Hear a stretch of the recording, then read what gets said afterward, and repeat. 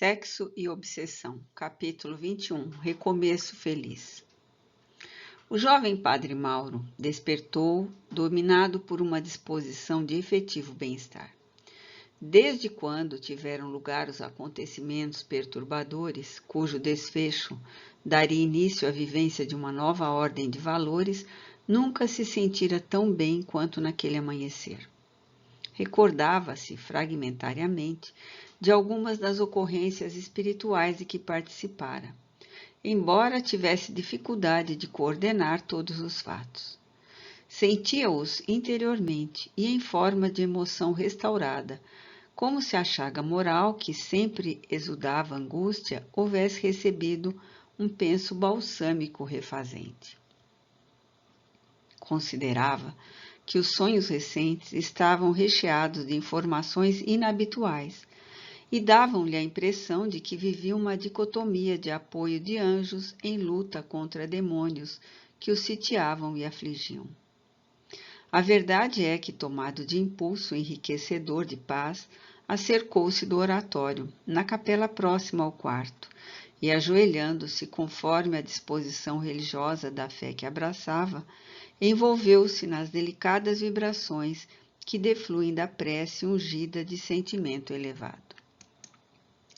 Buscando o refúgio espiritual e a comunhão com Deus, sua mãezinha acercou-se-lhe e, em doce colóquio de mente a mente, procurou restaurar-lhe algumas lembranças das atividades vividas há pouco em nossa esfera, a fim de que ficassem impressas definitivamente, servindo-lhe de apoio e de segurança, assim como de roteiro para a plena libertação.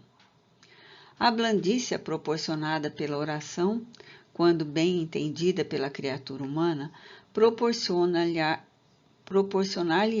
no seu exercício o reconforto e a coragem para todos os momentos, sempre que recorrendo aos seus tesouros e o fazendo com mais frequência do que lhe é habitual. Quando o ser humano ora, penetra nos arcanos espirituais e refaz-se, adquirindo paz e enriquecendo-se de sabedoria, por estabelecer uma ponte de vinculação com as fontes do conhecimento, das quais promanam os bens da imoralidade. A prece seria, a partir de então, o bastão de apoio emocional do jovem sinceramente arrependido e preparado para o recomeço da luta. Sob a inspiração da genitora, devotada, e o amparo dos mentores aos quais ela havia recorrido, ser-lhe-ia possível avançar, vencendo os obstáculos que não seriam poucos e que deveriam ultrapassar. Sucede que cada qual somente pode colher aquilo que haja semeado anteriormente, cabendo-lhe o discernimento para quando recolhe os cardos deixados pelo caminho, realiza nova ensementação, agora de luz e de bênçãos, que lhe constituirão a seara futura por onde transitará. Naquele momento, portanto, a abnegada genitora, utilizando-se da percepção acentuada do jovem sacerdote, intuiu-o de que a luta seria áspera, e ele se veria a braços com situações muito perturbadoras. Teria ensejo de voltar aos mesmos vícios, seria induzido pelo pensamento e pelas circunstâncias a reincindir nos anteriores gravames, cabendo-lhe fugir da tentação através da oração e da ação beneficente e renovadora. A prece propicia forças espirituais e morais, mas a ação preenche os vazios existenciais, facultando vigor e superação das falsas necessidades a que o indivíduo, pelos hábitos doentios do passado, afervora-se. Através da linguagem silenciosa do pensamento, advertiu sobre as influências dos seres perversos que rondam as criaturas humanas e as induzem a atitudes vergonhosas e comprometedoras através do crime, elucidando também que, concomitantemente, anjos benfeitores protegem os seus tutelados, infundindo-lhes valor e inspirando-os na luta do bem invariável. Ele permaneceu por largo período no refúgio espiritual da oração, mergulhando nas esperanças do futuro.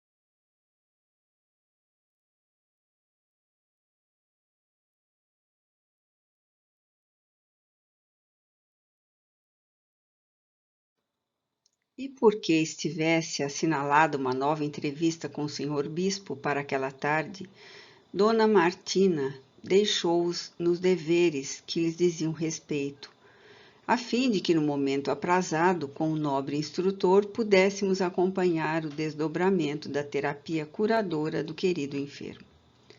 Quando Mauro procurou o seu pastor ao cair da tarde, havia uma psicosfera de acentuada paz na residência episcopal. O sacerdote, consciente de seus deveres, considerando a gravidade da ocorrência que defrontava pela primeira vez durante todo o seu ministério, não descurou de procurar uma solução adequada, de forma que as consequências pudessem ser atenuadas, evitando futuros desastres dessa ou de outra vergonhosa natureza. Havia-se dedicado ao rebanho com fidelidade, confiando nos postulados da fé que elegera como roteiro de iluminação e de salvação para os fiéis que se lhe entregavam confiantes. Em razão disso, foi-lhe muito penosa a realidade dos infelizes acontecimentos. Ao tempo que assim conjecturava, compreendia também que não podia destruir a existência do jovem padre, que sempre se lhe afigurara um homem de bem, digno servidor da Grey.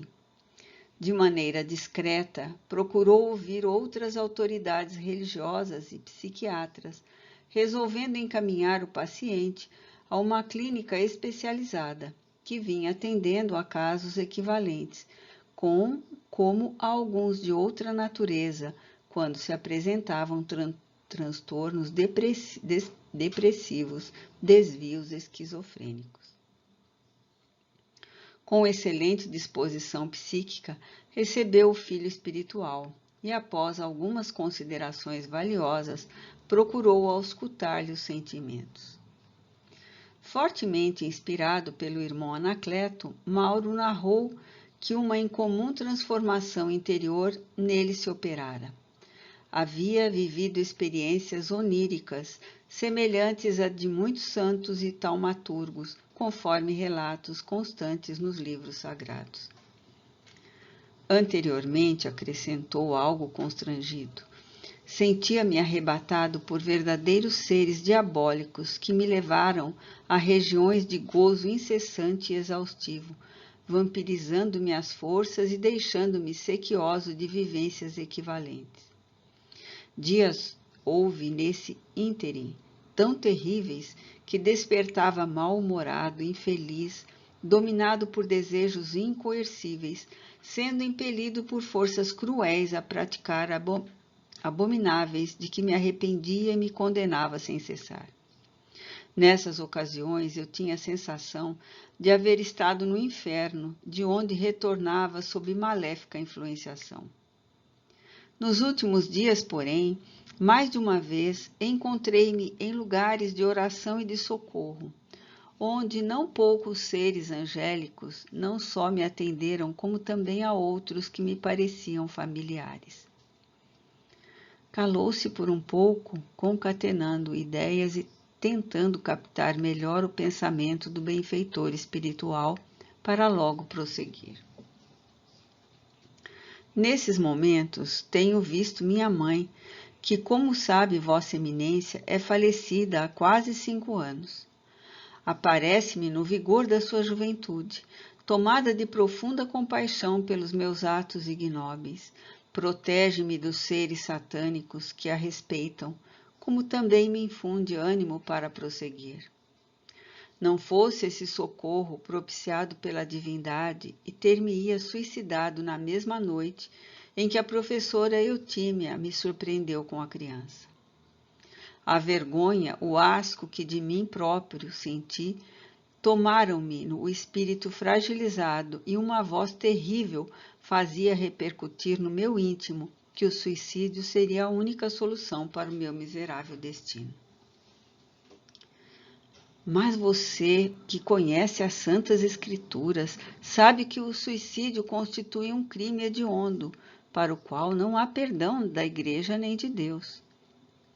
Sim, Eminência, eu o sei, Mas sucede que a minha mente era vulcão em erupção, não havendo lugar para qualquer raciocínio lógico, para qualquer entendimento da vida nem da religião. Sentia-me assaltado por forças mais poderosas do que eu. E não vendo perspectiva para o futuro, a fuga seria a solução do momento. Felizmente, a mãezinha apareceu-me, não sei como, e libertou-me da instância do mal, fazendo-me adormecer e conduzindo-me para um lugar fora da terra, onde me pude refazer e recuperar. Na noite passada, novamente, estando em uma instância de trabalho ativo, participei de uma reunião singular, em que anjos e demônios travaram uma estranha batalha, e na qual eu era uma das personagens envolvidas, ao lado de outros que me pareciam conhecidos, detestáveis alguns, amados outros. Você deve recordar-se, interrompeu o senhor bispo, de que Jesus referiu-se a muitas moradas na casa do Pai, havendo-nos prometido ir preparar lugar para nós outros, conforme anotou São João no capítulo número 14 do seu Evangelho. Eu sempre pensei que essas moradas são os astros que constituem o universo, mas também são o reduto onde estagiam os espíritos após a morte, antes de seguirem no seu destino final, conforme os atos praticados no mundo. Penso que o purgatório, por exemplo, não seja um lugar definido geograficamente, mas incontáveis regiões de dor e de sombra, na terra e fora dela, onde os culpados expungem e se depuram, tendo ensejo, então, de ascender ou não ao paraíso. É certo que a minha reflexão não encontra respaldo teológico, conquanto não existia nada em contrário.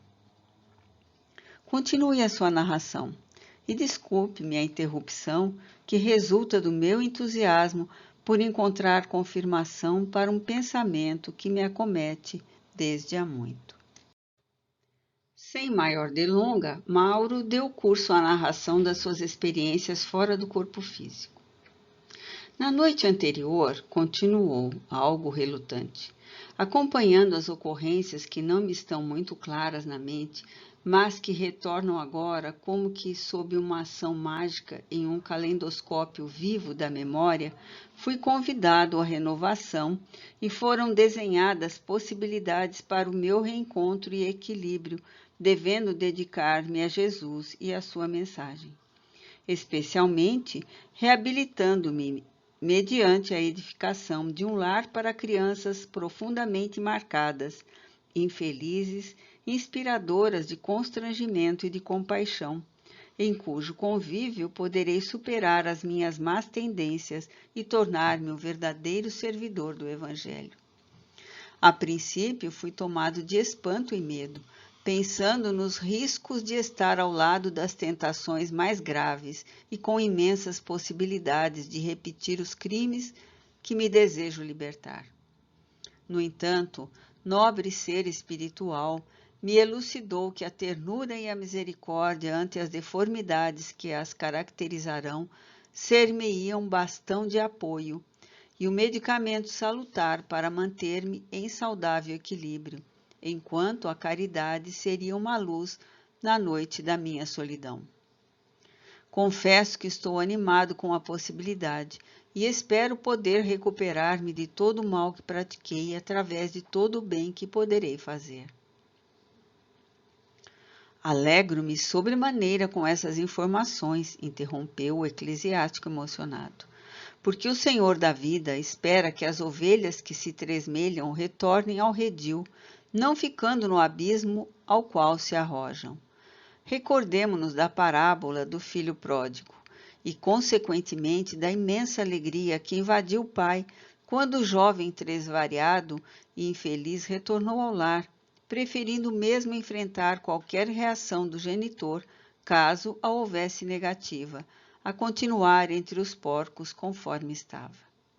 Há sempre esperança no bem quando há honestidade no arrependimento e interesse no recomeço.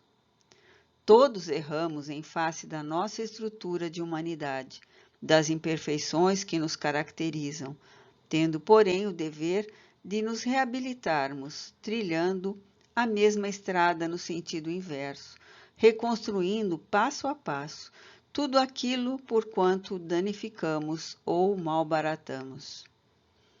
Somos contínuos aprendizes da vida em processo de crescimento para Deus. Não poucas vezes, nos meus devaneios espirituais, interrogo-me se uma existência única é suficiente para alcançar-se a meta, para adquirir-se a sabedoria, para a conquista da plenitude. Diante do infinito, a nossa relatividade de tempo expõe-nos a situações muito perturbadoras que nos impossibilitam alcançar os patamares superiores do êxito, especialmente quando defrontamos limites de vária ordem. Como poderia Deus exigir de uma pessoa diferentes, portadoras de valores diversos, resultados idênticos?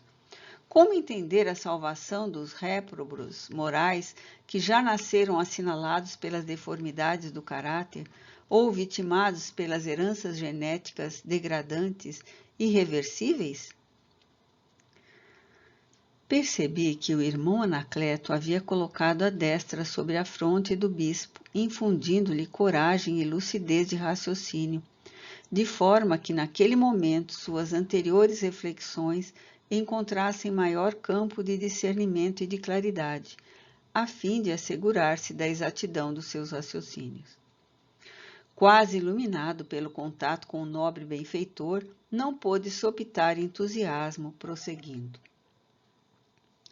Alguns pensadores da Igreja cristã primitiva, tais Orígenes, Tertuliano, Santo Agostinho, Ambrósio, para citar apenas alguns, acreditavam na transmigração das almas em diversos corpos, por cujo meio adquiriam sabedoria, depuravam-se e cresciam para Deus. Os seus erros, por mais hediondos, sempre podiam ser reparados na terra mesmo, onde haviam sido cometidos. Todos os crimes e práticas comprometedoras eram reparáveis, o que explicaria as aberrações físicas e morais que caracterizam muitos seres, aprendendo na dor a valorizar o amor, aprisionadas no cárcere carnal, caso não hajam sido alcançadas pela justiça que as não corrigiu nem edificou. Dessa forma, Deus concederia iguais oportunidades a todos os filhos, facultando-lhes o crescimento interior a esforço pessoal, sem que alguns sejam agraciados em detrimento de outros que teriam que lutar para alcançarem os mesmos recursos e fruírem os mesmos direitos. Sem contestar o estabelecimento pela Igreja, a mim me parece muito mais compatível com a justiça de Deus a doutrina da transmigração das almas por muitos corpos, do que a vida única com imediatas consequências de felicidade total ou punição eterna. Sei que isso pode incidir em blasfêmia, porque o segundo concílio de Constantinopla, reunido no ano de 552, condenou as doutrinas de Orígenes, objetivando essencialmente negar a reencarnação. Depois de um silêncio que se fez natural, o senhor bispo acrescentou: Desculpe meu entusiasmo e a interrupção da sua interessantíssima narrativa, que me fez recuar a experiências semelhantes que vivenciei no passado. Gostaria de continuar ouvindo a respeito das suas, digamos, viagens astrais, conforme são denominadas pelo esoterismo e outras doutrinas ocultistas. Mauro, que se encontrava visivelmente reconfortado, ainda mais com as informações do seu pastor que confirmavam alguns dos acontecimentos que vivenciara quando em desdobramento da personalidade ou espiritual, sentiu-se encorajado a informar. No já referido encontro da noite passada, ficou estabelecido que alguns daqueles seres por quem eu sentia emoções desencontradas deveriam voltar ao corpo, a fim de viverem comigo, em razão de vinculações profundas que nos unem.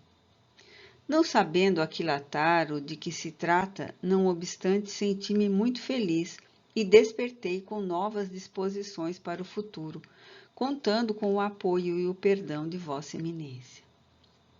Os dois sorriram, como se um conciliábulo de significado superior estivesse sendo firmado naquele momento. Agora, informou o prelado, passemos aos planos a respeito do seu futuro próximo, a fim de que, mediante cuidadosa terapêutica, você possa superar os desvios de comportamento e a perturbação emocional de que tem sido objeto. Também eu acredito, sinceramente, na interferência de seres demoníacos e de anjos nos atos de nossa existência. Eles sempre nos assessoram conforme a conduta que nos permitimos. No caso em tela, essas forças do mal, tiranizantes e perversas, tentam todas as almas que pretendem viver os preceitos do Evangelho, utilizando-se das debilidades do caráter de cada uma para as desencaminhar, levando-as aos dédalos infernais. Todavia, reconhecemos que o mau hábito cria condicionamentos e que esses devem ser tratados conforme a valiosa contribuição das ciências contemporâneas. Medindo as palavras a fim de atingir o auge da orientação, expôs: como você há de compreender, o seu não é um caso isolado em nossa igreja. Outros sacerdotes, também na sua condição de criaturas humanas falíveis, têm sido vítimas de situações psicológicas e mentais semelhantes ou com algumas variantes, o que tem preocupado as nossas autoridades que vêm recorrendo ao auxílio da medicina para socorrer aqueles que são vítimas desses transtornos e de outros problemas na área do comportamento e da emoção. O assunto é sempre tratado com o máximo de discrição, a fim de evitar-se ampliar as proporções da ocorrência, que não trariam qualquer benefício a quem quer que seja, ao mesmo tempo buscando recuperar aquele que se haja comprometido ou tombado nas armadilhas da insensatez. Em tudo, a Igreja deve intervir com sabedoria e cuidado, amparando o equivocado e socorrendo sua vítima, mantendo o programa da paz e da felicidade possível entre todos. Dessa maneira, entrei em contato com uma clínica psiquiátrica que já tem recebido outros sacerdotes, a fim de que o seu caso seja estudado e você receba a orientação psicológica correspondente, recuperando-se o mais rapidamente possível para prosseguir nos compromissos que lhe dizem respeito. O sacerdote encontrava-se realmente comovido. Aquela entrevista que deveria decidir um destino em tormento, evitando graves problemas para outras vidas, ensejara-lhe também reflexões em torno das quais jamais se atrevera a apresentar a alguém, parecendo-lhe agora tão reais e ricas de conteúdo que lhe facultavam melhor entendimento das leis da vida em torno dos seres humanos, amenizando aflições que o vitimavam de quando em quando, ao pensar no destino e na condenação perpétua das almas. Por fim, concluiu a entrevista. Já tomei todas as providências possíveis para o seu internamento, que ocorrerá por conta do setor competente da nossa igreja. A partir de hoje, meu querido filho espiritual poderá transferir-se para o seu novo domicílio. Enquanto isso ocorre, irei estudar uma paróquia para onde transferi-lo após receber alta, na qual, entre pessoas humildes e necessitadas, você possa reerguer-se para Jesus. E se tudo transcorrer conforme esperamos e desejamos, estou disposto a contribuir em favor do seu lar de crianças, mesmo que seja numa área fora da minha administração clerical. Manter-nos-emos em contato epistolar e terei imensa felicidade em abraçá-lo proximamente aqui mesmo, quando o encaminharei a novos labores, procurando deixar no passado as suas lições, que servirão de alicerces para a construção do bem no futuro.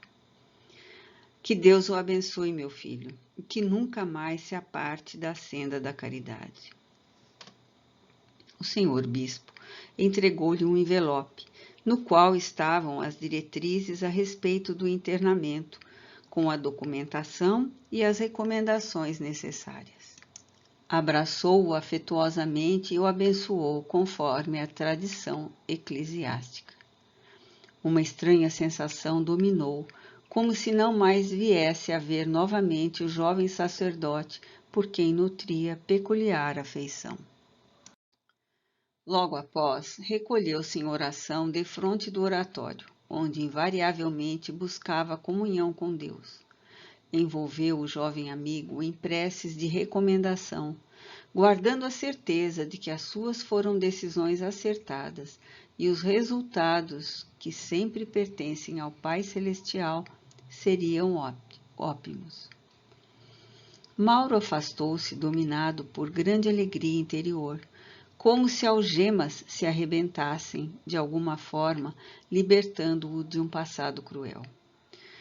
Sentia que muitas dores o aguardariam no transcurso da existência. No entanto, sabia também que nunca lhe faltaria o apoio dos anjos tutelares que sempre velam pelas criaturas humanas.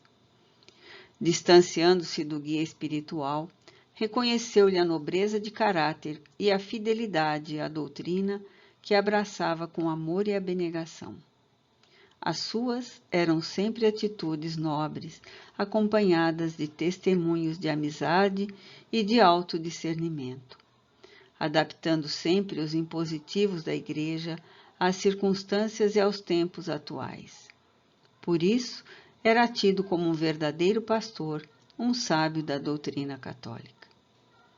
Caminhando pela rua deserta, em pleno crepúsculo, teve a impressão de que também o mal que o dominava se eclipsava, a fim de, passada a noite, amanhecer novo dia, que lhe seria abençoada a ocasião de serviço e de paz. O irmão Anacleto, sensibilizado com os resultados dos cometimentos, formulou votos de êxito em favor do pupilo espiritual e convidou-nos a retornar à sede das nossas atividades. Dona Martina aproximou-se do benfeitor com os olhos marejados de pranto e de gratidão, e sem qualquer palavra osculou-lhe a destra, envolvendo num olhar de afetividade profunda e imorredora. Ela podia sentir que o filho experimentaria muitos sofrimentos, mas reconhecia que a estrada de sublimação e pavimentada com as lições da Via Crucis, perlustrada pelo incomparável Rabi Galileu, e das estradas da Úmbria, percorridas por Francisco de Assis. Exultava, portanto, e rica de gratidão ao Senhor da vida, entregou-se às emoções superiores que defluem do culto reto, do dever e da confiança irrestrita nas suas leis. O amoroso guia, com muita habilidade, desviou qualquer possibilidade de mérito pessoal, transferindo todas as honras e realizações ao Supremo Realizador. Logo após, seguimos ao núcleo de atividades onde estagiávamos. Pensando nas crianças que haviam sido ultrajadas por Mauro e no pequeno que por pouco não se lhe tornou mais uma vítima, indaguei ao nobre guia. Estão sendo tomadas providências em favor daqueles que sofreram a perturbação sexual do sacerdote, tais como as que estão sendo direcionadas em seu favor? O generoso instrutor sorriu gentil e redarguiu. Naturalmente, se aquele que cometeu os delitos está recebendo ajuda para não reincidir no mal, considere as providências que estão sendo tomadas em benefício das suas vítimas. Nada fica sem conveniente atendimento, especialmente quando se trata daqueles que foram empurrados para o erro, embora os atavismos da retaguarda. Equipe especializada de nossa esfera, igualmente parte do nosso grupo de realização, está auxiliando os pequenos vitimados e tomando providências possíveis para os ajudar em relação ao futuro, minimizando os traumas psicológicos e as dependências perturbadoras que por acaso venham se lhe apresentar. Com certa frequência, temos recebido notícias das providências em curso e exultamos com os excelentes resultados que estão sendo colhidos. Nesse momento, chegamos à sede do nosso labor.